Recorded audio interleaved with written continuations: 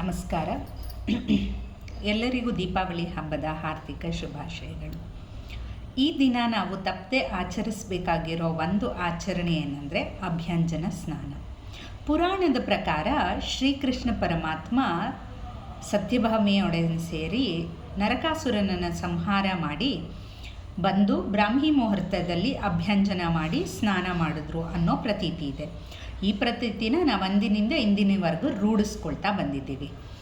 ಯಾಕೆ ಈ ಅಭ್ಯಂಜನ ಸ್ನಾನ, ಇದರ ವೈಜ್ಞಾನಿಕ ಆಚರಣೆ ಏನು ಅಂತ ನಾನು ನಿಮಗೆ ತಿಳಿಸ್ಕೊಡ್ತೀನಿ.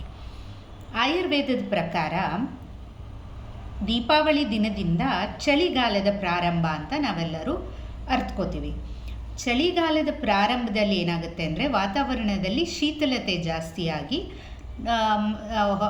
ವಾತಾವರಣದಲ್ಲೂ ಕೂಡ ಹಾಗೂ ದೇಹದಲ್ಲೂ ಕೂಡ ಅದರ ಪ್ರಭಾವದಿಂದ ನೋವುಗಳು, ರೂಕ್ಷತೆ ಅಂದರೆ ದೇಹದಲ್ಲಿ ಡ್ರೈನೆಸ್ ಜಾಸ್ತಿ ಆಗುವಂಥದ್ದು ಲಕ್ಷಣಗಳೆಲ್ಲ ಜಾಸ್ತಿ ಕಾಣಿಸುತ್ತೆ. ಈ ಅಭ್ಯಂಜನ ಎಳ್ಳೆಣ್ಣೆ ಅಥವಾ ಸಾಸಿವೆ ಎಣ್ಣೆಯಿಂದ ಅಭ್ಯಂಜನ ಮಾಡೋದ್ರಿಂದ ವಾತದೋಷನ ನಾವು ಸಮತೋಲನದಲ್ಲಿ ಕಾಪಾಡ್ಕೊಳ್ಬೋದು. ಕೇವಲ ದೀಪಾವಳಿ ದಿನದಲ್ಲಿ ಮಾತ್ರ ಈ ಅಭ್ಯಂಜನ ಸ್ನಾನ ಮಾಡಬೇಕಾ ಅಂದರೆ ತಪ್ಪಾಗುತ್ತೆ. ಇಡೀ ಚಳಿಗಾಲದಲ್ಲಿ ಪೂರ್ತಿಯೂ ಆಗುವೆ ನಾವು ನಿತ್ಯ ಅಭ್ಯಂಜನ ಸ್ನಾನ ಮಾಡೋದ್ರಿಂದ ವಾತದೋಷದಿಂದ ಬರುವಂಥ ಎಲ್ಲ ಕಾಯಿಲೆಗಳಿಂದ ನಾವು ಮುಕ್ತವಾಗಬಹುದು. ಅಭ್ಯಂಜನ ಸ್ನಾನದ ಇನ್ನಷ್ಟು ಮಾಹಿತಿ ಅಥವಾ ಅದರ ಉಪಯೋಗಗಳನ್ನ ತಿಳ್ಕೊಬೇಕು ಅಂದರೆ ನನ್ನ ಮುಂದಿನ ವಿಡಿಯೋನ ಲೈಕ್ ಮಾಡಿ ಹಾಗೂ ಫಾಲೋ ಮಾಡಿ.